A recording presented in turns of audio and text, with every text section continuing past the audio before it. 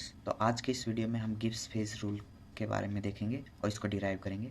तो Gibbs phase rule basically है क्या? तो गिब्स फेज रूल बेसिकली एक रिलेशन है degree of freedom, number of component and number of phases के ऊपर।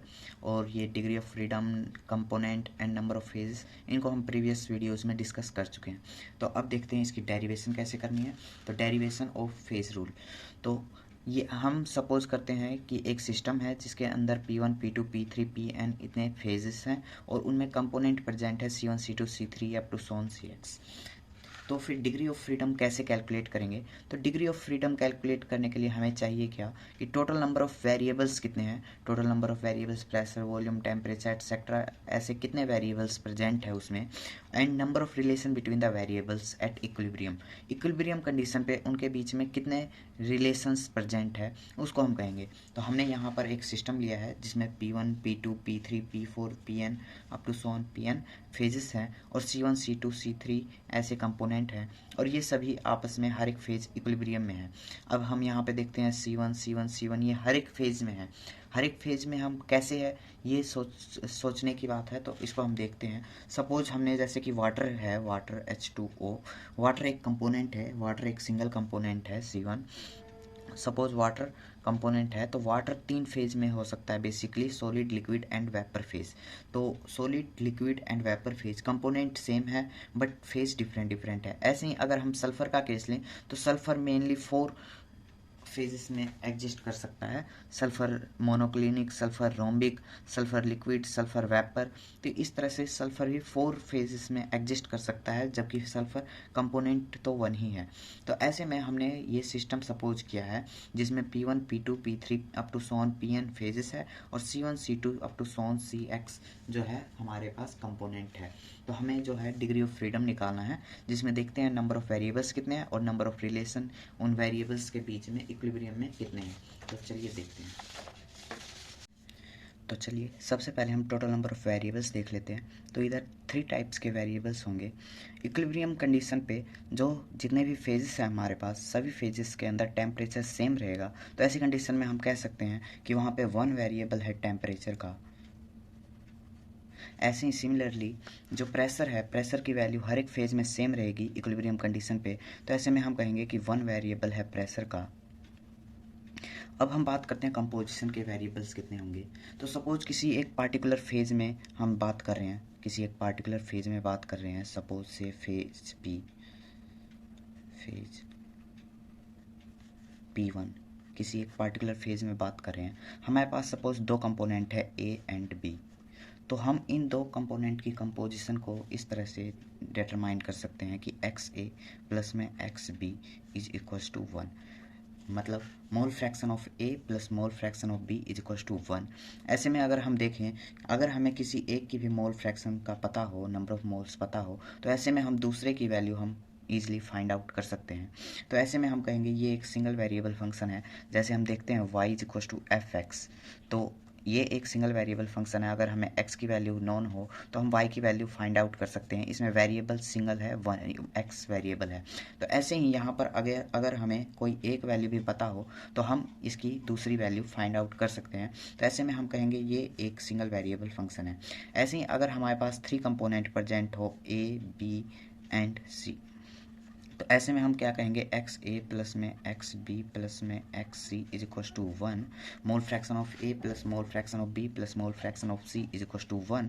मोल फ्रैक्शन को कैसे लिखते हैं, एन ए और में एन ए प्लस में एन बी प्लस में एन सी प्लस में एन बी और एन ए प्लस में एन बी प्लस में एन सी प्लस में एन सी और में एन ए प्लस में एन बी प्लस में n C is equals to 1।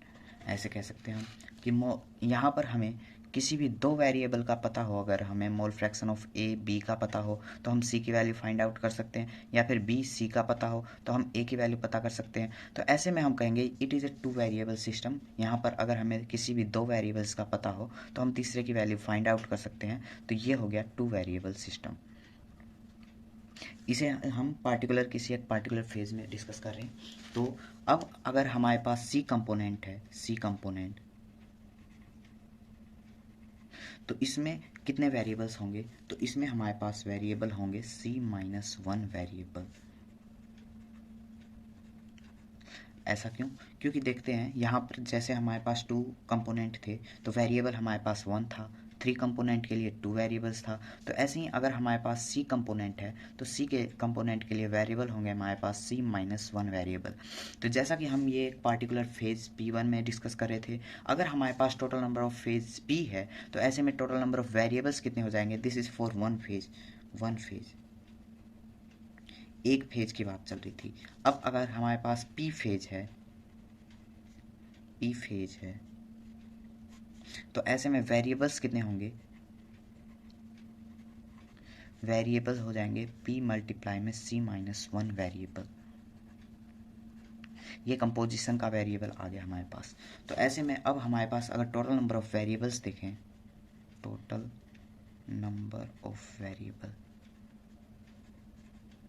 तो ये हो जाएगा हमारे पास PC-1, ये कंपोजिशन का वेरिएबल, प्लस में 1 टेम्परेचर का वेरिएबल प्लस 1 प्रेशर का variable, which is equal to pre bracket में C-1 प्लस में 2। अब हम देखते हैं कि इनके बीच में रिलेशन कितनी होगी। तो चलिए देखते हैं वेरिएबल के बीच की रिलेशन कितनी होगी। Number of relation between variables at equilibrium.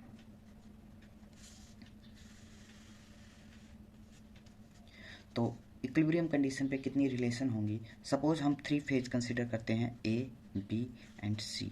ये 3 फेज है। इस बार हम फेज ले रहे हैं, कंपोनेंट नहीं, और ये हम सपोज कर रहे हैं कि हमारे पास 3 फेज हैं। तो इक्विलिब्रियम कंडीशन पे जो केमिकल पोटेंशियल की वैल्यू होगी हर एक कंपोनेंट की वो सेम रहेगी। अब ऐसा क्यों होगा? क्योंकि हम जानते हैं इक्विलिब्रियम पे एट इक्विलिब्रियम जो change in Gibbs free energy होती है del G is equal to 0, Ig2 minus G1 is equal to 0।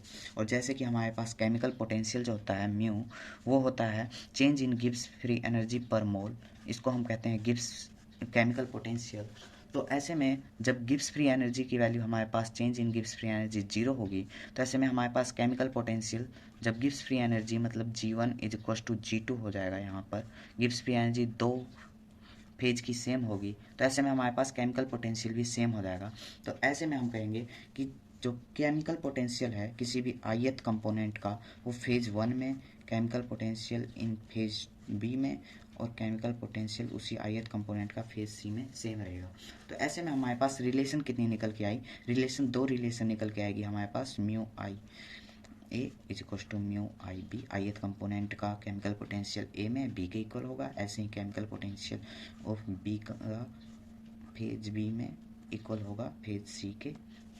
तो अब ऐसे में हमारे पास 2 रिलेशन निकल के आई, एक रिलेशन ये और एक रिलेशन ये। तो ऐसे में हमने अगर 3 फेज लिए तो हमारे पास 2 रिलेशन निकल के आई। 3 फेज गिव्स 2 रिलेशन। अब अगर हमारे पास P फेजेस है, P फेज, तो इसके लिए हमारे पास आएगी P-1 रिलेशन। अब जैसे हम एक पार्टिकुलर कंपोनेंट की बात कर रहे थे, ith कंपोनेंट की, ये 1 कंपोनेंट के लिए था, 1 कंपोनेंट। अब हमारे पास अगर C कंपोनेंट है तो इसके लिए रिलेशन कितनी आ जाएगी? C into P-1। ये आ गई हमारे पास number of relation between variables. तो अब हम देखते हैं कि हमारा जो गिब्स फेज रूल था उसमें डिग्री ऑफ फ्रीडम की वैल्यू हम कैसे निकालते थे। तो degree of freedom total number of variables जो कि हमने कैलकुलेट किया था अभी, और माइनस में number of relation between the variables. तो यहाँ पर अगर हम देखें टोटल नंबर ऑफ वेरिएबल्स, हमारे टोटल नंबर ऑफ वेरिएबल्स जो है ये हमारा निकल के आया था P-C-1 प्लस में 2। तो अब हमारे पास ये वैल्यू है कंपोनेंट की वैल्यू, जो रिलेशन निकल के आई है C-P-1।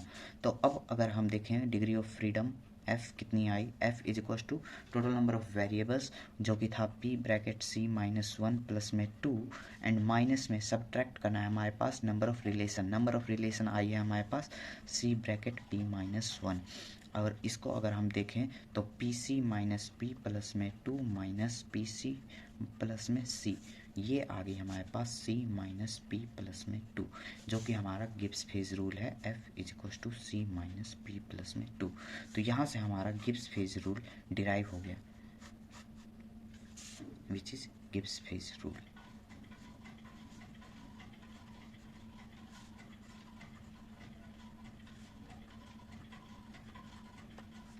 ओके, तो आज की वीडियो में बस इतना ही। Thank you.